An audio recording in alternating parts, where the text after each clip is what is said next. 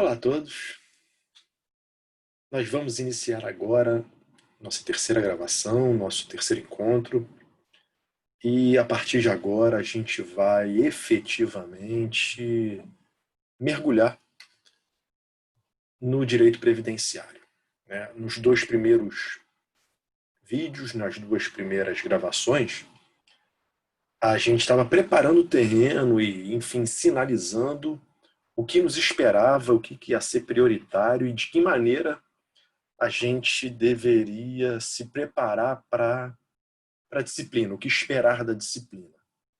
A partir de agora, a gente efetivamente passa a se ocupar, passa a tratar dos aspectos jurídicos que envolvem a disciplina do direito previdenciário.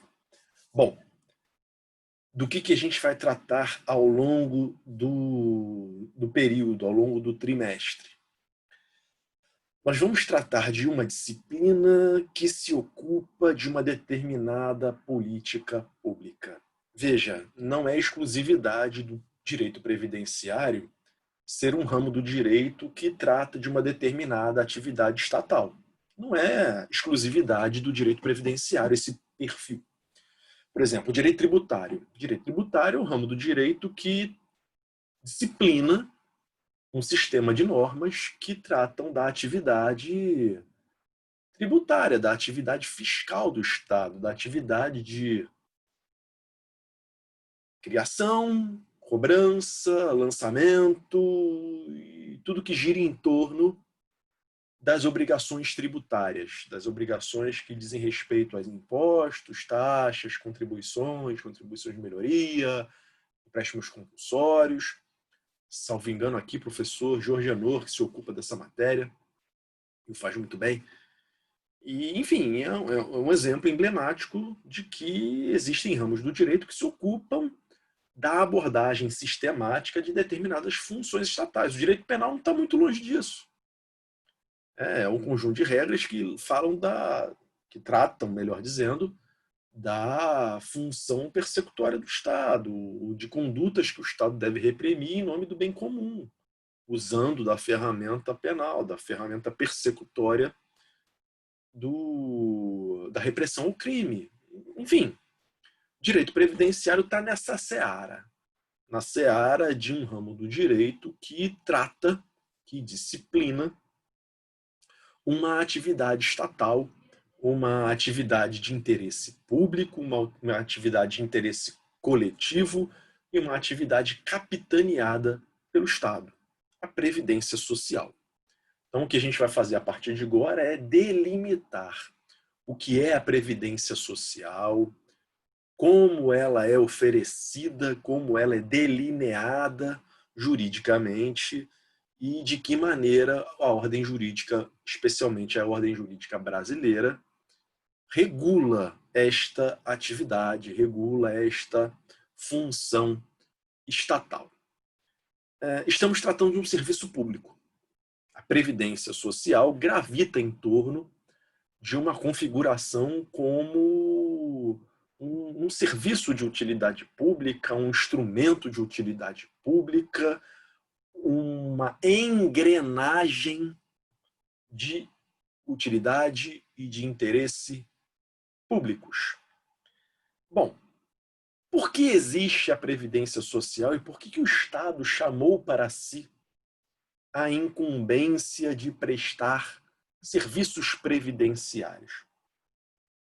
Bom, a maioria dos autores na literatura acreditam e apostam na hipótese de que o Estado assumiu, o Estado avocou responsabilidade como provedor de previdência a partir de uma constatação de cunho antropológico, sociológico, econômico, social, de uma constatação de que as pessoas, os seres humanos, ainda que vivam em regime coletivo, ainda que vivam em sociedade, não são capazes, não são inclinadas, não são vocacionadas, nem sempre desempenham como deveriam o papel de autoproteção, de autotutela. Como assim? A Previdência Social é um instrumento de proteção social que o Estado provê em favor das pessoas. Como assim? A Previdência Social cumpre um propósito, cumpre um objetivo de tutela, de proteção, de cobertura de pessoas que estejam, em alguma maneira, em alguma medida, fragilizadas. Fragilizadas por quê? O que nos fragiliza enquanto componentes de uma sociedade? O que fragiliza a nossa condição humana, a nossa condição dignitária, o nosso papel na sociedade? O que pode nos trazer, nos tornar vulneráveis? O que a doutrina chama de riscos sociais ou de contingências sociais. Perceba bem o que eu estou querendo dizer. Todos nós, enquanto participantes de vida em sociedade, estamos supostos, estamos expostos, estamos sujeitos à ocorrência de determinadas situações de risco que nos fragilizam. E veja, em situação fragilizada, em situação vulnerável, nós nos tornamos pessoas em condição hipossuficiente. Hipossuficiente, especialmente na nossa condição econômica, no que diz respeito à capacidade que nós temos de atender às nossas próprias necessidades humanas vitais, de atender nossas necessidades que digam respeito à subsistência, alimentação, higiene, locomoção, educação, trabalho. Então, esse é o principal foco da Previdência Social. Oferecer cobertura para pessoas que, por conta de alguma situação de risco social, estejam fragilizadas, estejam, de alguma maneira, com capacidade reduzida, com condições reduzidas de atendimento às próprias necessidades ou de atendimento às necessidades do seu grupo familiar. Então, o que eu disse para vocês há alguns minutos? Que, diante da constatação de que as pessoas nem sempre são cautelosas, são cuidadosas, são prevenidas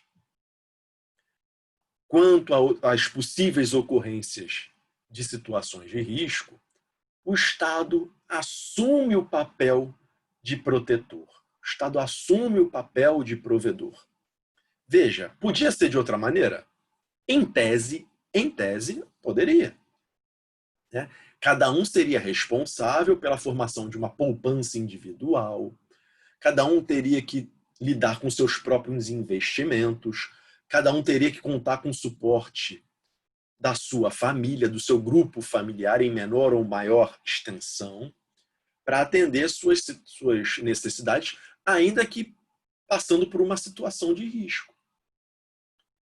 Então, nesse primeiro perfil hipotético, é o famoso cada um por si.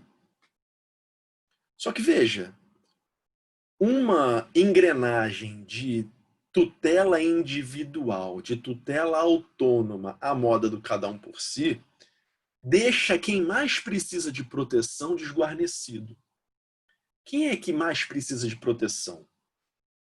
É a pessoa hipossuficiente economicamente falando, é o pobre, é o miserável, porque ele não vai ter condições ou porque ele tem rarefeitas condições de formação de uma poupança individual, ou de ter investimentos ou imóveis alugados, ou de uma estrutura econômica base para enfrentar dias difíceis. Então, essa camada mais pobre da população, essa camada mais miserável, ia ficar o Deus dará.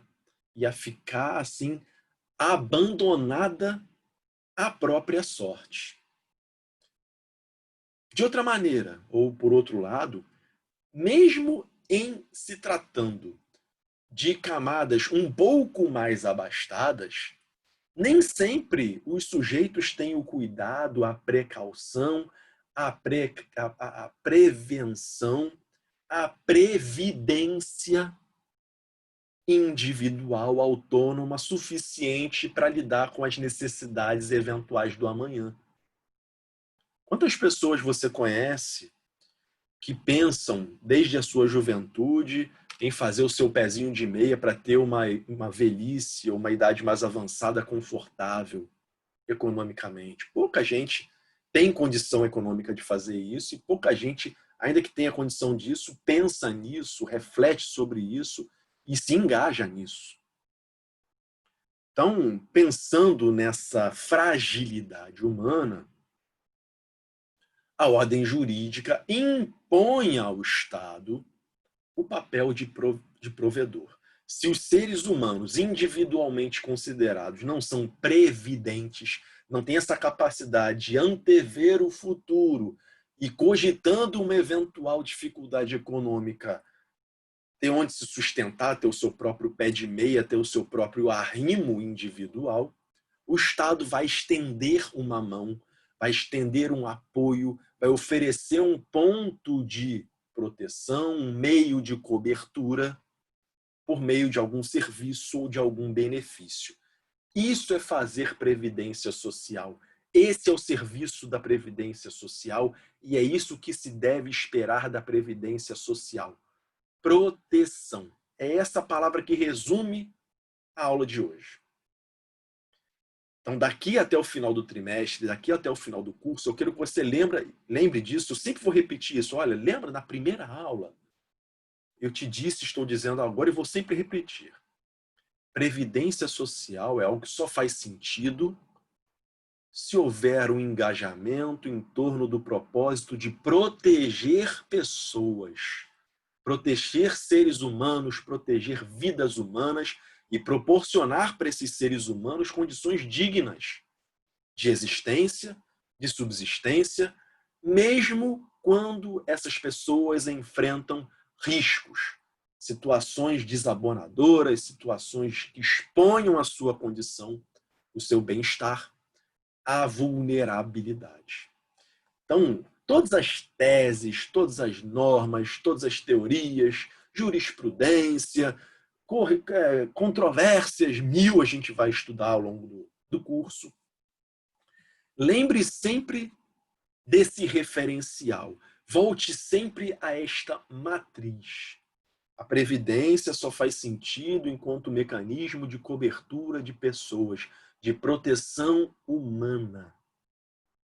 Lembre sempre disso, eu vou te cobrar disso, eu vou te cobrar a propósito disso durante quase todas as aulas daqui para frente. Pois bem, vamos aprofundar um pouco mais tecnicamente essa história de proteção, de cobertura previdenciária. A Previdência Social é o único serviço público que visa cuidar das pessoas, que visa proteger pessoas? Não, não é o único. Não é o único. Claro que não é o único. Né? A assistência social tem um papel protetivo. A saúde é um serviço público que também tem um papel protetivo. A educação, não posso deixar de falar, é um serviço público, é uma política pública que visa proteger e dar autonomia às pessoas que vivem em sociedade. Uma sociedade sem educação é uma sociedade fadada à barbárie. Então, existem outras políticas públicas, as políticas de cuidados aos indígenas, as políticas públicas destinadas ao lazer, à cultura, em alguma medida o desporto, de combate à droga, em alguma medida. Então, existem outras políticas públicas que têm perfil de proteção. Existem. O que diferencia o direito previdenciário, o que diferencia a previdência social das outras políticas públicas, é o modo de funcionamento, é o conceito de operação, é a concepção, é a estrutura de funcionamento da previdência social. Essa é muito peculiar e essa tem poucos paralelos. Tem pouca coisa parecida por aí. Pouquíssima. Então, o que a gente vai fazer a partir de agora é estudar o que é a previdência social enquanto política pública, como ela é oferecida e como ela é regulada pelo direito. Vou encerrar essa gravação, inicio uma para a gente falar da previdência social enquanto componente da Seguridade Social. Até breve.